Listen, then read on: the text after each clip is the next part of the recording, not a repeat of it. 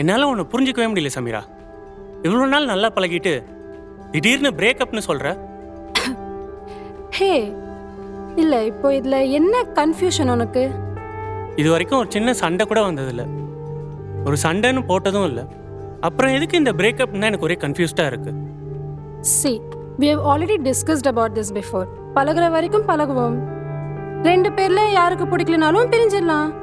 மெயினா என்ன ஏதுன்னு காரணம் சொல்ல தேவையில்லைன்னு பேசினது ஞாபகம் இருக்கா இல்ல மறந்துட்டியா? நீ சொன்னதெல்லாம் கரெக்ட் தான், எனக்கும் ஞாபகம் இருக்கு. பட் கொஞ்சம் யோசிச்சு பதில் சொல்லலாம்ல. இத பாரு, யோசிச்சு எடுத்த முடிவு தான் இது. இதுக்கு மேல பேச ஒன்றும் இல்லை. நான் கிளம்புறேன். பாய்.